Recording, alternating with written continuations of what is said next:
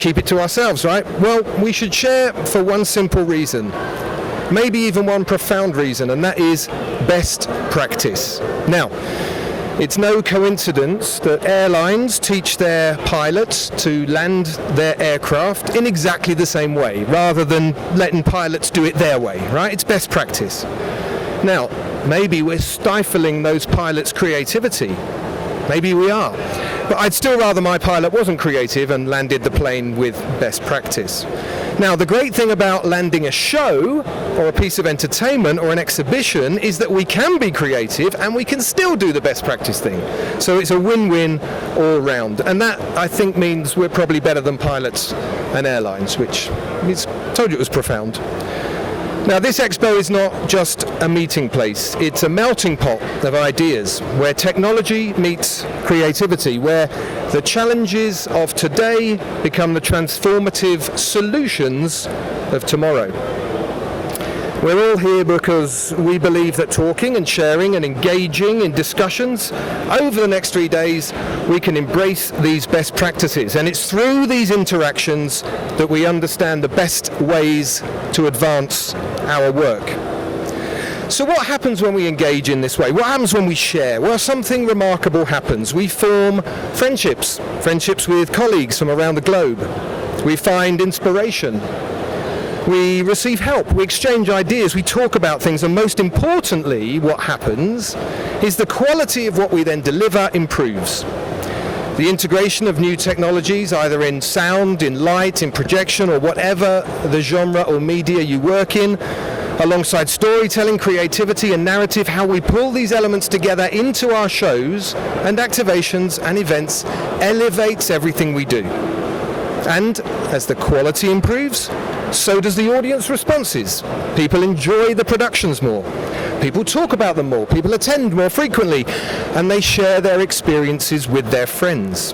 They post about it on social media. They do our marketing for us. And all this from what? From best practice. From collaborating, from sharing, and learning from each other. So, ladies and gentlemen, as we embark on these 3 days of exploration and discovery, let's commit to this spirit of collaboration. Let's create, let's innovate, let's elevate together. Because when we do, we don't just meet expectations, we surpass them. So let's make these next few days transformative. Thank you. Thank you very much. On the front row there, Mr. Nick Murphy from IMG. He's the head of entertainment there, so please make him feel very welcome as we introduce our first session today and our moderator, Mr. Nick Murphy. To share and learn, just like Mark has highlighted the importance.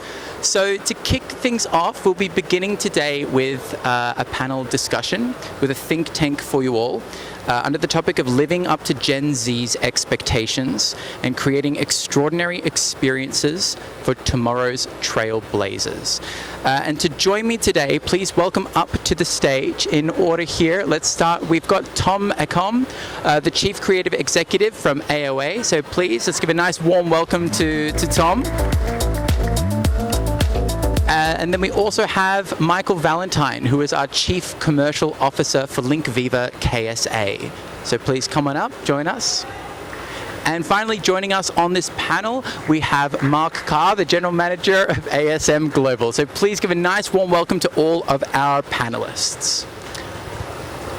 So we're going to have to get creative with linking up who's underneath whose head there, but that's absolutely fine. Oh, there we go. We'll play a bit of musical chairs. There we are. Perfect. Oh, one more. There we go. Bingo.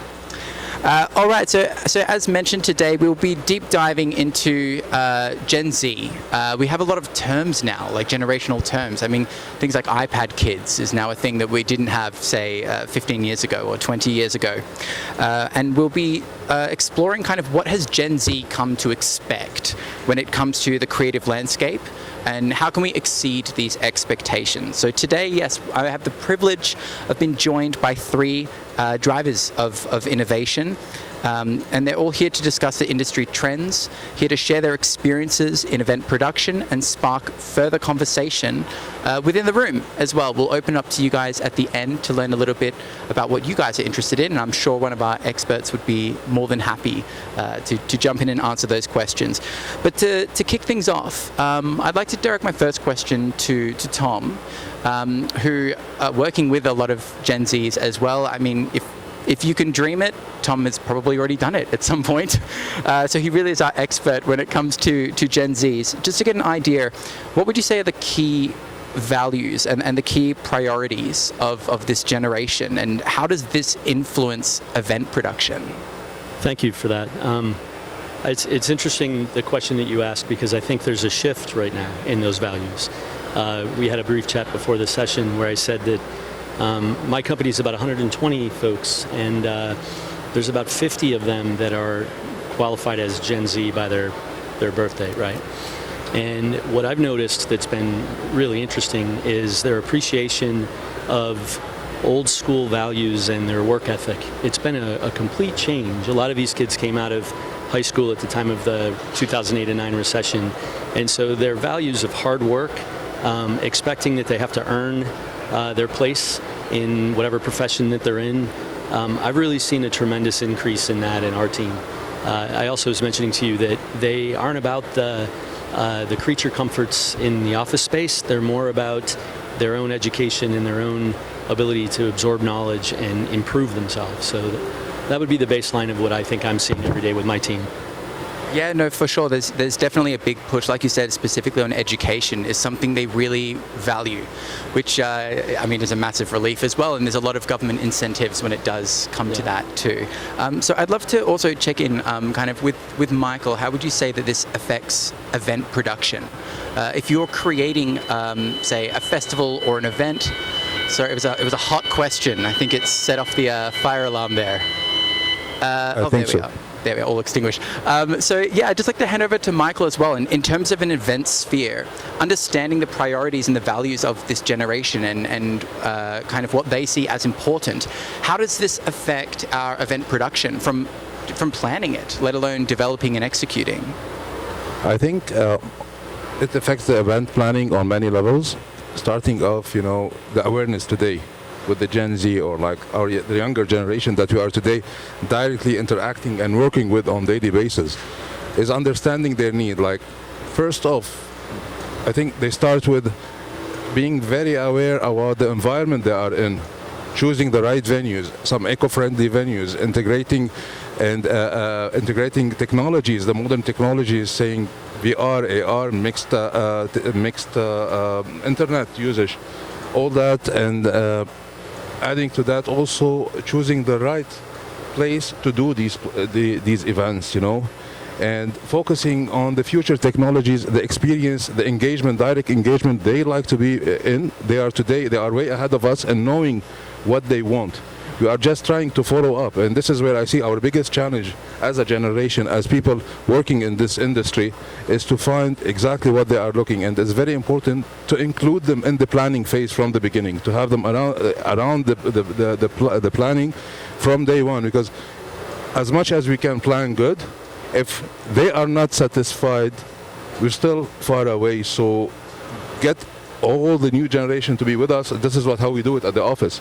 We ask around and get the younger guys to be with us to plan and to keep them all on board of what's happening. So it's very important to have the technology involved, but also to have the people who are using this technology, the inclusivity of those people, the diversity, they are into diversity, sustainability, direct engagement. These are all important factors that need to be taken in consideration while we are planning an event. It's a very good point, and actually I was lucky enough to speak with these guys beforehand. We were talking about the accessibility to knowledge that they have nowadays. It's in their pocket. So there's a consumer mentality that we haven't had before, and also, like you mentioned in the beginning, they're very eco-conscious. They're very green-minded market that you're appealing to when it comes to Gen Z. So I'd like to also hand over to Mark and just see from your side, obviously with your work with Coca-Cola Arena, kind of managing that venue, have you noticed any implementations to appeal to Gen Z, whether that be infrastructure, accessibility, whether that be even going plastic free with F&B options, or how has that affected the? Yeah, absolutely. So of course, when you're talking about sustainability or eco-friendly, it's non-generational. It's the right thing to do. It's common practice. But if you specifically talk about Generation Z, it's how are they consuming, first of all, the information about a particular event that's taking place, and ultimately in our business, what is the ticket transaction? How are they purchasing that ticket? What is the motivating factor for them to purchase it outside of a name? Is that through sort of an app, through ticketing apps? Is it through a website? How are they paying? Are they, the Generation Z doesn't hold cash. It's simple. They're 100% digital. And they're of an age where perhaps they're not even able or old enough to have a bank account, or different cultures that do not allow them to do that. So how are they convincing their spouses or their parents or their guardians to be able to transact based on that information? So if you look at obviously the culture and have an understanding, and you look at platforms where it has absolutely nothing to do with the event world, but like a Fortnite, these kids are spending literally their whole entire pocket money on Fortnites with one click. So how do we in the event space get onto that same sort of train and say, okay, within one click, they're purchasing tickets or they're enjoying it and throughout? That's a really great point you raise as well. Purchasing something should be the easiest thing for the consumer to do, and it's technology that makes that so accessible for your events, or even if you sell products as well. It's the same principle. It's just the approach to a consumer market in general. I'd like to kind of go a little deeper on this as well, in terms of integrating technology. Like you said, what are your thoughts on events held in a digital space? You mentioned Fortnite, and I know that artists such as Ariana Grande have hosted concerts in a metaverse, in a mixed reality. Is this the kind of direction you see, or do you see this more as just like a trend, or something that could be a hybrid integration with a physical venue? I think it's complementary. I look at my 11-year-old son, and he's not listening to Spotify or Apple Music or watching YouTube video clips. He knows artists off the back of Fortnite. If they released a skin, if they performed a concert, his number one hero is Eminem. So we're getting along really well. But he only knows Eminem because he did a performance at Fortnite. Cost me $19.99 for him to watch that show. But he's on that page for Fortnite. He's on the page for Eminem. And from that, he's listening to the music, and he's asking, he knows where the artist is performing. He's obviously asking questions, when's he coming to the region? He's been in Saudi, he came to a boxing event here, and so forth. So for us, the opportunity lies with collaborations and taking those learnings and say, okay, what are the trends that are coming through that Generation Z is learning about, and how can that be implemented into the world? Now, the reality is, unfortunately, artists that are attracting that generation don't necessarily relate to ticket sales, because they're consuming that experience for free or through a gamification, rather than actually in a real life experience of being old enough to attend a show, or being old enough to purchase a ticket, or let alone a location. So all these factors need to be taken into consideration. No, absolutely. And I mean, it does also include that accessibility for people as well that might not physically be able to get to the venue. It opens up a market. I mean, we were talking before about camping outside to get as close as you can in a mosh pit. To get the tickets. Way ahead, get the tickets, yeah. The whole experience of attending an event or a concert back in the days where you have to wait in line to purchase the ticket, then go to the actual concert and do everything. But the best part still, you get to meet people, you get to make friends, you get to share a burger end of day, and this is what today is, or future-wise, I think is going to be lost bit by bit. Fun fact on that one. So we have a venue in Sydney called Kudos Bank Arena, and they've simulated and interaction, it was sponsored, that you are queuing overnight to get tickets to a show. In reality, you show up 1 hour before doors open, but they have created that as an experience so people can show the world that they have, what this means to them. So it's the old versus the new. Yeah, it's very similar as well in the theme park world.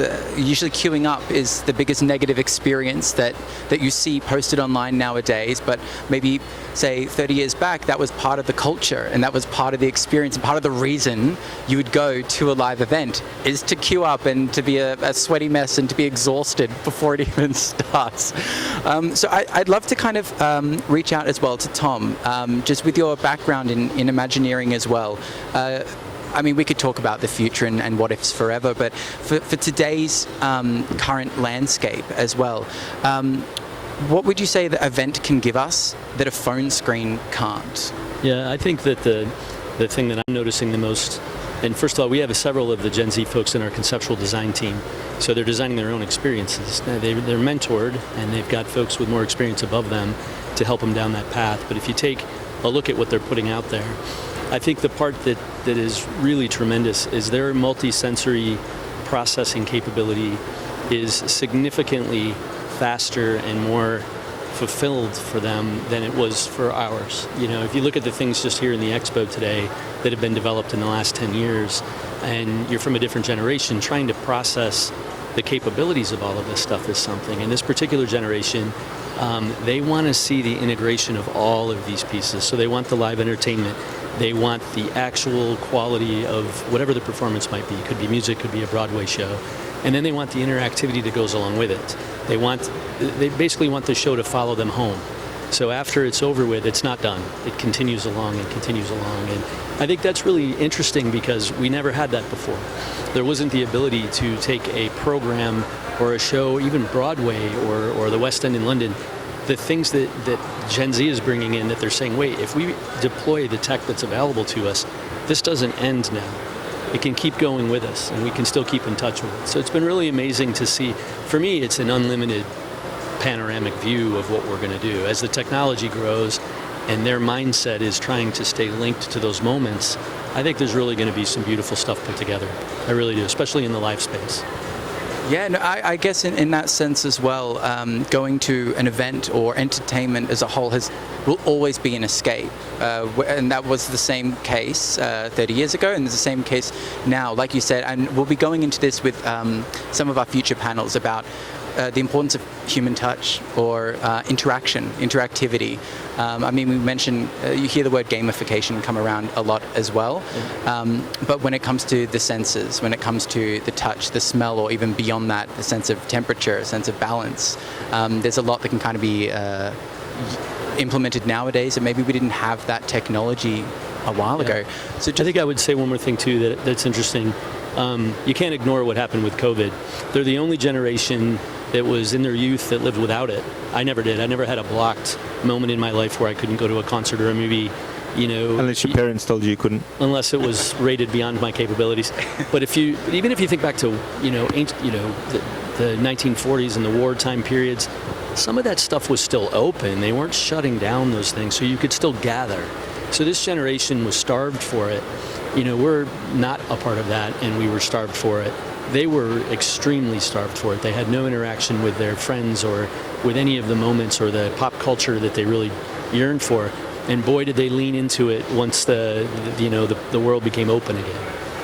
Yeah, no, I mean, like they say, after the plague comes a renaissance, and there's that human urge and that need for whether it is escape or whether it is a sensory overload or whether it is connection will always be there as long as we're human. So I think that's always kind of the same. What I'd like to, I wanted to check in as well with Michael. Having been here for the past 15 years, you've really seen it from sand to sandcastle, I guess. So how have you seen kind of the generation shift, or even post-COVID as well? Has it been a mentality shift? Yes, and I would like to say that using in a better term is from grad to great. You know, we've seen the transformation. We've been there. 15 years back, we did not even dare dream what we've seen today and what we're achieving today. And during the transition period where the country started opening up for the international events, to the sports event, entertainment, and all different sorts, I remember quite well, you know, we had this goosebump moment. Along the way, we're like, and I have one of my colleagues, ex-colleagues, sitting here, and I think they can, you know, they can confirm what I'm saying. Witnessing that moment, like the first Riyadh season in 2019, everything has changed for the generation, the Gen Z generation, because they did not, you know, they weren't much involved in the scenery before that, and all of a sudden everything became available, and everything, they got exposed for everything. And today, I think the major takeaways that they take was like, you know, the education of being in an event. You know, they educated themselves about events, about the industry, what's happening. the experience that they are gaining from there, and the exposure. The exposure is very important. Like, we've got everything coming to Saudi today. Everyone in the world, all the major company, entertainment company, big shows. We have Middle East hosting a lineup of 200 artists a year.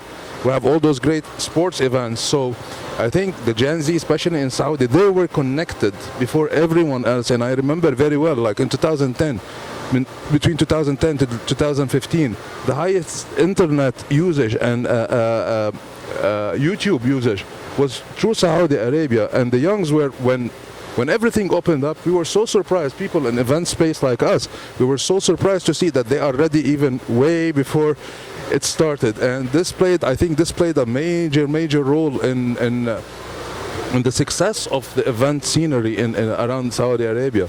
And we're still looking forward for much, especially today. All the Saudi young talents are involved in the business, are involved in making this happen. They feel proud, they feel they want to be part of everything happening. And I've been talking to young boys and girls here around, and they're all motivated. And this is, I think, this is the best takeaway that they are getting from this transition. Yeah, absolutely. Do let us know as well if we're going over time. I believe they forgot to stop the timer. Forgot to start it, sorry. But yeah, I'm glad you mentioned as well sport as well and connectivity, because I believe the esport industry is the same size, if not larger, than the live sport industry, and that's something that Saudi has recognized and invested in with its infrastructure and its projects. I think we've got time maybe for one more question, not sure. I'd like to kind of reach out to Mark as well and just get an idea of communications and how would you reach Gen Z audience if you were to invite them to an event. It's not going to be a poster under a bridge. It's not going to be camping overnight. But for Gen Z, how would you go about reaching out to them and inviting them into your event or into your festival, into your production or into your arena? I think the first and foremost is make sure that the content is correct. We touched on it earlier. If if you're going for a Gen Z audience, you're not the one that's deciding. You have to listen to the audience. And probably the best example of that is the K-pop industry. The K-pop army dictate how, what, where, when. As a venue, as an example, they will tell you what merchandise you are to sell. They will tell you what food and beverage. They will tell you what time doors open. They will tell you what time the act needs to be on stage. But the reality is it's understanding how they're consuming their information, in what format they're consuming it, what times they're consuming it, what language, and who are the influences of their generation that are influencing them to make decisions about real life experience. So a kid that you see on YouTube that's got 37 million views on something that we laugh about as parents, he will dictate effectively to your children that this is the right thing, that's the right thing, this is a trend, this is not a trend. And then you ultimately, in whether it's the amusement business or the events business, we are a product selling. So we're an e-commerce platform. We are selling shows, we are selling tickets, we are selling food and beverage, we're selling, the experience is the mast on it. But we are selling products. And how they are learning about these products come from means that they are receiving it. Absolutely, and I think, Tom as well, having so many Gen Zs on your team, clearly it's a big part of accessing that market and having your kind of finger on the pulse of what is trendy or what is cool is by having Gen Zs on your team. Thank you. By having Gen Zs on your team. If there are any grads in the crowd or around today as well, how can they go about reaching out to you guys? Or how do you go in terms of recruitment to reach out? And what kind of training programs would you have? Or what kind of expectations do you guys have to bring a Gen Z on your team? It's like you were listening into some of our meetings we've had, because this is a constant thing for us. The interesting thing, and I guess, how do you engage them where they want to be a part of your culture? You have to completely adjust your mindset from your own generation, number one. So, I look at them and say, I'm Generation X. We were labeled, protesting punks that, were never going to amount to anything. That was my generation. And so the way that I've approached them, including recruitment, is to say that my job isn't to dictate what their generation should be thinking. It's to push the most creative stuff out of them.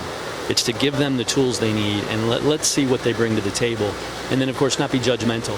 you look at them and lean into the things that they're actually, proud of. And I was mentioning to you work ethic, right? I've seen the switch. The Gen Z kids that are working for us now are putting in the 60-plus hour weeks, and it's not because we're trying to burn them out. They're making these choices to do that. The last part of your question is how do you make an environment for them, or how do you recruit them into it? I'm seeing a big difference as well, and I mentioned this to you before the session today, that if I gave the ones that are working for me, the 50 kids that work for me, a choice of free lunch every day and some kind of, Silicon Valley, California perks, or I said that I was going to bring any one of you guys in and a new speaker every Friday at lunchtime for 2 hours, and that was their choice, there is no question in my mind that they would absolutely forgo the snacks and the foosball tables and the pool tables to gain the knowledge. So we bring in speakers, and we those types of things are nurtured. And from a recruiting standpoint, the social media brings them to us. They look at that and say, your company's doing this. These other companies are still posting pictures at the ping pong table. And, it opens the doors up for us a little bit. But I'll end it with this. I really think showing them respect, the way that you wanted to be treated when you were coming out of school, has really been the golden rule, really. You look at them, and we're not going to judge you as entitled 20-year-olds. We're going to give you a chance, and we're going to absolutely say, prove to us that you work hard, and we'll reward you for it. So that's the way that we're doing it. So yeah, any comments from you guys as well when it comes to recruiting or reaching out? I think Tom is absolutely right. And adding to Tom what said, social media keeps everything connected and everyone connected today. But the values at the workspaces is the most important thing when you invite the Gen Z to come work with you. And I think before they used to use the term "come work for me." Today, we need to work with them. They are the future. They will be leading on future projects. And also, as Mark said, they have to be involved with us at every step of the way, understanding the needs. And once we provide this nurturing ambient for them, and this would be an incubator for great talents in the future. We cannot just simply judge 20 years old about what he's done or what we've presented to us, because another 21 years old will think this is a great idea, and at the end this is the future client that we all are working for. So better off from today, just like all of us, hands on, attract all those talents, attract the Gen Z, bring them over and start nurturing them along the way. And this is how we think the future will go. Yeah, couldn't agree more. The other part of it is, in our generation, you were blessed to have a job. What doesn't matter where it was. Now today's generation gets to choose. Oh, you know what? I like that company, like you said. Their social's cool. I'm going to look at, they've got a job. Or I'm invested into an interview. Especially in certain markets where they're interviewing 4 or 5 roles and they've got 3 or 4 different opportunities, and they're selecting which organization they want to work for because it's the investment of the brand that comes through. So as important as it is to create that culture, but also invest into that brand so that you can attract the younger generation. And remuneration and culture is one thing, but it's really about what does this company stand for. And for someone when they're in the midst of a social setting to say, I work for company XYZ. My organization did Middle East and etc. etc. The sense of pride and belonging in this organization is very important for the young generation. They want to show that they are part of something bigger. And this is the platform they are looking for. And also, like when we had a chat with Tom, he mentioned like today, an architect or a designer graduate, but he knows exactly what type of design he will be working on and which category he will work on. We didn't have this in our time. As Mark said, we were lucky to get a job, starting off. I remember I used to like carry on big subwoofer. I was a big guy, so like all the big loads used to come on my shoulder. But we had no other choice. Yeah, no, it's definitely that. It's that same consumer mentality as well when it comes to career path and growth. Like you said, lucky to have a job, and it's a job you would commit to. There's a lot of loyalty behind that, and a lot of pride in the work. And you'd be the same company, say, for 20 years or for 15 years. And that's perhaps something we can't necessarily expect with this streaming service mentality. How would you guys go about talent development or nurturing that expectation or in your own workplace, or how has that changed for you guys internally? If I may, education piece. So every organization's got structural pay grades, and all the different benefits, but what is that sort of additional piece that a potential, in particular Generation Z, says, you know what, I'm passionate about design, and I work for an organization that has a creative design team, and although I work in finance, how can I have access to educational pieces, and how can I continue to push? How can I feel comfortable speaking to my line management saying, listen, I'm an accountant today, but my secret passion is creativity. If there's ever an opportunity to learn and develop, you know, what that could look like. That's absolutely it. I agree with that 100%. And I think one of the things we're doing that's rooted in my past at Disney, I've leaned into the retirement community. People that retired what you would consider young, you know, early 60s, that have a little bit of time. And so we have probably about 15 of them that'll work a couple of hours a week and mentor the young kids. And what we've seen, there's a reason for that, is that the way that the workplace has changed for all of us, nobody's working 40 hours a week. You know, you're balancing a constantly switched on schedule with your phone and everything else in your employment. And so the mentoring had fallen off. There isn't a lot of time to teach. So what we've done, and our Gen Zers love it, is we're matching up a retired art director who's willing to come in, may or may not want to be paid for it, but still believes they have value to teach. And it's really been amazing for us that we've pulled them back. You know, instead of saying it's your turn's over, the knowledge of being able to do a successful design or pitch to an executive, or, you know, be able to take criticism, which was a thing from a generation before, that if you complained about something, they would run out the door. The older folks have come in and really bridged that gap for us pretty significantly. That's an incredible point you just mentioned there. So the generation is the creative, they can produce it, but where they're lacking is the presentation skills. That's right. Yeah. Because that takes it, you know, a good decade to understand to develop, and that needs to be taught. One thing I would like to add, like this generation, what really I highly respect about it is their lack of interest in money, and they are more focused on gaining knowledge, gaining the experience, being there, you know, learning more and more. And as Tom said, if you give a group of people who are working for you, young people, a chance to learn, or you can take them out for a good lunch or a good break, no, they would take the advantage to learn more and more. I don't think in our generation we had this. We were like just working, doing all the work, but today they have this balance between knowledge, work, and knowing what they want in the future. And this plays a big part today. How we attract them and grow them and nurture them is only by, you know, offering our experience and the experience of the people who worked with us, or another experience. This is how we'll learn, and it's up to them how we'll continue this business later on. How they will pick up to the future, none of us can decide.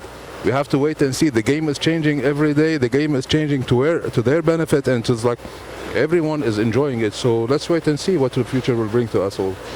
For sure, yeah. The best thing that a graduate can kind of take away from a learning institution is the work ethic, because it's really then... And they do have very high work ethics today, you know. They're very considerate, they look for equity, they look for sustainability, you know, equal rights among them. This is multiple languages. Multiple languages, absolutely. And I've seen it like firsthand. They really like to see everyone is okay in their place, everyone is treated fairly, and this is very important. Absolutely. And with the blend of multi-generational as well, or mentorship programs within, you kind of get the best of everything, the best of both generations. But moving away from an internal department structure and more on a consumer audience and reaching out to them. Obviously, we were discussing before, like, at what age did you get your first phone? I promise you, if you ask somebody in Gen Z, it'll be a different answer. So in that regard, they have so much access to content on them at all times, and where we're trying to sell an experience. We're trying to get them to escape or to elevate something that we know that they love. So are there ways that we can integrate this phone, or does the phone get in the way of the experience? Or is this something that we take into consideration? Maybe, Mark, you've got a first-hand idea of this as well. The phone is the nucleus. It's the core. Everything's got to be in around the phone. Simple as that. They're consuming, they're making decisions, they're purchasing, they are interacting, they're communicating, everything in around the phone. It's phone first mentality now. Whether we personally agree with it or not, it's completely irrelevant. Absolutely, I Completely agree with is. you. Everything today is around the phone. Yeah, it is, absolutely. And it's interesting, they're also on a quest to keep it as simple as they can. You know, so as the phones become more advanced and the programs become more intuitive, they're doing more of it. They're not eschewing it, they're actually leaning into it even more. You mentioned that your son was a Fortnite person. I have a 15-year-old in the Roblox world. And what really, and I protested it like crazy. You're doing it too much, time limits and all these things. Until a light bulb went off on my head that it was the socialization with the headphones on like we have today with 15 of his friends, some of them out of state, and they were scheduling time. It was an epiphany for me as a designer because I just saw it as a waste of time, a colossal waste of time. What are you doing? You should be outdoors doing things.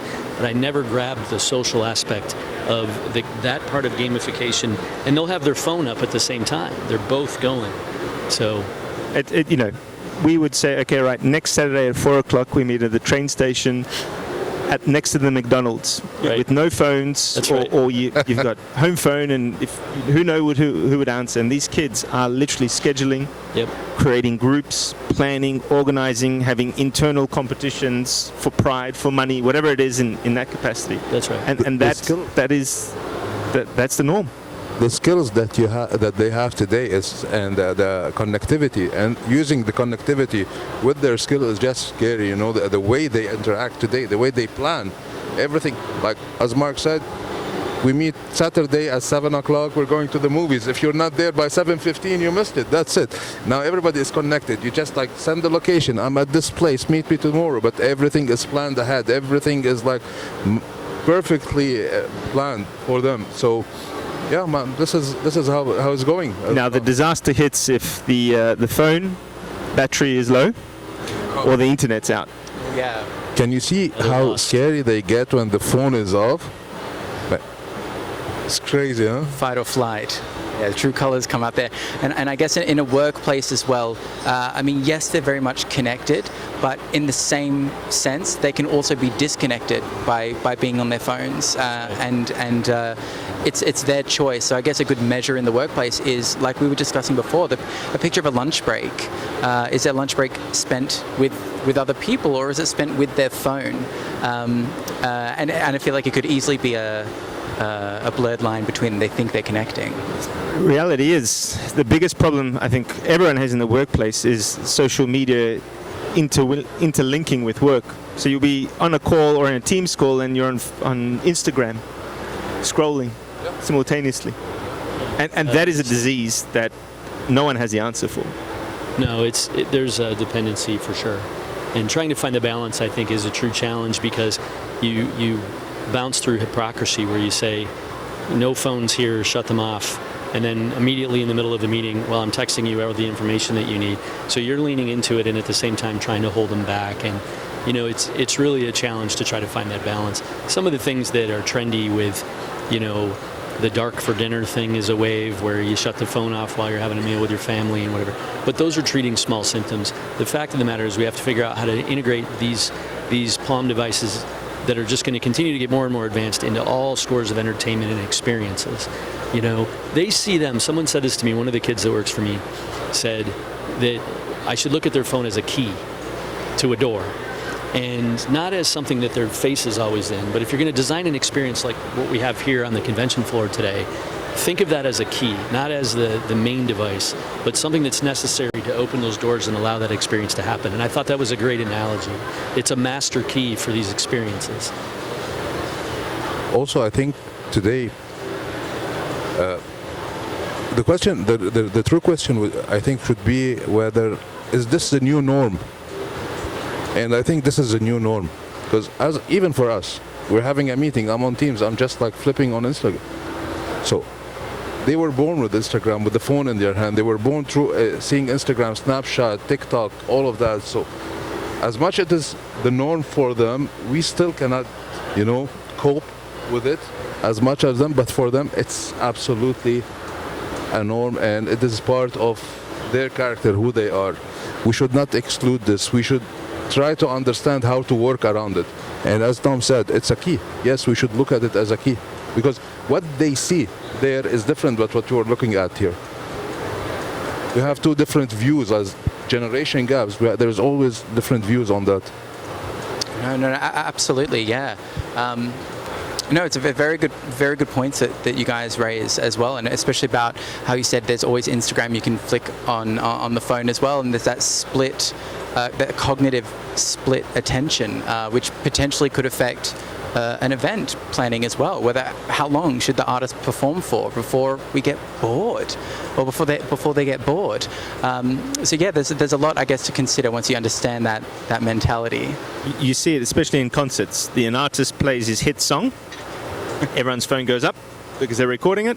As soon as they go to a song that they're trying to, either it's not necessarily a big hit, or it's a new song that they're trying to push out, the reason why they're doing the concert for the next big hit, phones go down. Yeah, and we see a lot of collaborated concerts as well. It may not just be one artist performing, it may be a collection of artists as well, just to not only outreach to more of an audience, but to keep it faster, To post a little bit of humor into this conversation, that access to that phone, they will also tell you when you're not getting it right, quicker than any of us have ever had in the history of mankind.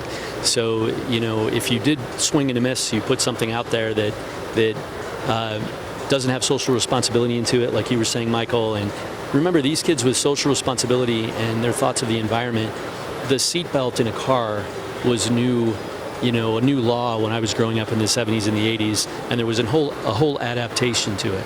But by the time I learned to drive, it was mandatory, and I can't imagine not having one. It's instinct, right? And that's what's going on, in my opinion, with these guys, is that they've got this access at their fingertips, so they're always going to think green because it's embedded in the way that they think. They're always going to be interactive, and they're going to demand that these experiences have these social responsibilities because they can let the world know instantaneously. I think it's really wonderful, actually, when it's tethered in the right way, that information is available to all of us doing what we're doing. I think this is the only way they know how to do it. You cannot teach them another way because it's embedded. They grew up with this, so this is the only way. For sure, definitely identity is in their pockets. So, I mean, I wish we could talk about this for much longer, but we'd like to open up the discussion to the room as well. If anyone has any questions for our panelists, we've got a roaming microphone here. Oh, perfect. I think we've got a question second row here. I hope everyone can hear me on the headphones. Okay, so this change is quite apparent, what we are discussing, and it is good to see that there is a discussion going on this subject. But what do we see the change on the other side? That is us, which are in their late 30s or 40s. How quick are they to accept this change that is expected from them?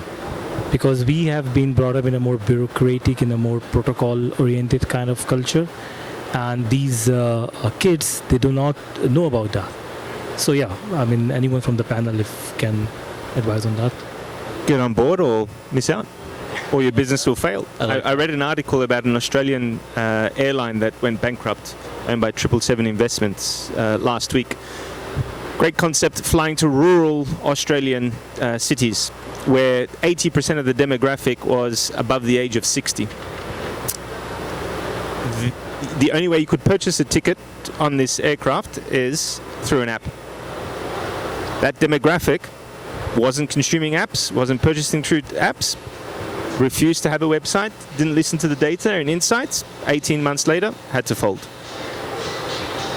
That's perfectly stated. I agree. Get on board or just decide you're not going to be in business. Absolutely. We need to cope with it. It's us to learn how they want to do things in the future. And all new businesses also has to adopt. Like us, we are considered comparing to Generation Z, maybe they would consider us Generation Dinosaurs, but we need to cope with it as well. So yeah, this is the way forward. The other part is, I think it's, as industry leaders and everyone in this room, is to educate clients as well. So those that are IP holders or decision makers, and say, okay guys, it's great we've got this brief, but what about how are we going to integrate new technology? What education piece are we going to do? And not just take the brief as is and fulfill as per the client just to win the business. It's actually ensure that new technology is developed, education is being brought through, so briefs are getting better in understanding that as well. One more question here. Yeah, perfect. We've got time for one more. Hi, gents. How you doing? And this is to relate to your question, which is really valid, I think. all of you are in your respective industries trying to attract the Gen Z trailblazers of the future. What do your interview processes look like? Because what you've talked about is what happens once they're on board, but interviews have changed so much, and what they like and how they prepare for it might be so different to how we did an interview process. Could you elaborate on how you do your interview processes, please? I'm happy to jump in because it ties to what both of the panelists along with me have been saying. You're being interviewed, first of all. So you enter the room and you sit down, and it's duality of an interview. You have to find that the skills are there. There's a lot of changes, especially in concept design is a white sheet of paper, and there's soft skills that are required to be able to pull out of your client what those ideas are going to be to execute them. But in the past, and certainly in my generation, it was very old school. You had to say the right things, and you wore a tie, and you showed up with your printed resume, and all of those things.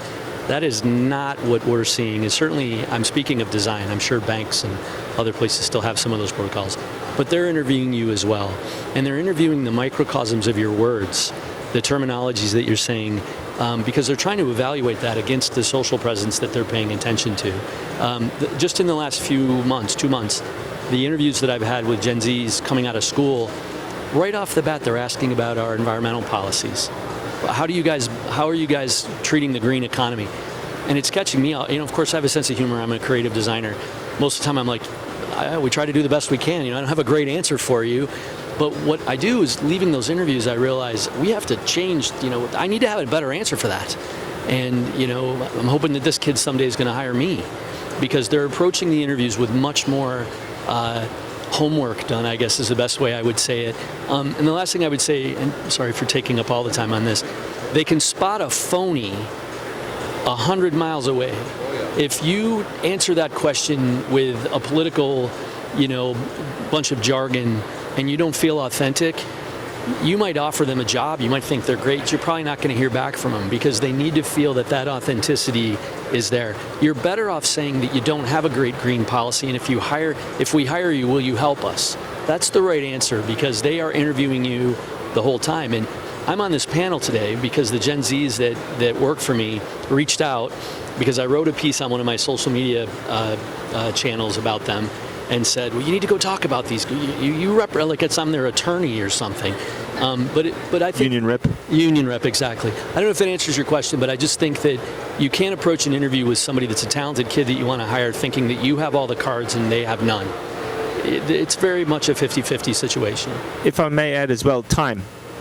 So previously, you'd have 1 or 2 interviews, 2 or 3 weeks before you hear back. And then, yes, I've got it. This generation, they're interviewing 5 or 6 roles simultaneously. If they're made to wait more than 2 or 3, 4 days, a week tops, they've lost interest. That creates the culture. They're like, well, you should know instantly, or you should be able to make decisions in real world rather than taking time. You don't want to be waiting 3 weeks for feedback. Exactly. While interviewing, today it's a culture. It's a matter of culture.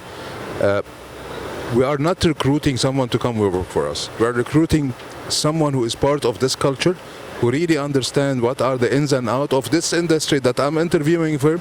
He knows what are the updates worldwide. And today it's like, I feel scared when I'm in a room, first time interviewing a Gen Z. You know why? Because he is more updated, and he has more information that I have today. We are all busy at our work, we catch up on what's happening around the world, but he can tell you examples. And at the end, I think we are recruiting the character, we are recruiting not the knowledge, the experience. We are here to learn, to teach and give them the experience, but these are the characters that I think every company should have them on board, The people who cares about their environment, their friends, the co-workers. It's not about the money, it's more about the sense of belonging and the loyalty that they create in the space work that they work in. Yeah, but no, very well said. And I think as well, with identity being so exposed as well, is what I like to tell performers or cast members is to treat every day like an audition. Because with the rotation that you see in the industry as well, it's it's a big reflection of attitude, which has always been the main hiring criterion. I guess we can kind of all agree on as well. Unfortunately, that is all we have time for. But a big thank you to our three esteemed panelists. Thank you. Thank you so much for sharing and opening up and hopefully inspiring as well. If you guys would like to stick around as well, we'll be having another think tank panel coming up, and this will be addressing tech meets art, the harmonious convergence of tech giants and creative minds. So I'm very much looking forward to that. Moderated by Mark. Thank you, Nick, for a fantastic session, for moderating that. Thank you, gentlemen. If you wouldn't mind just staying where you are, we're going to take a group photo so we have a memory of this moment forever.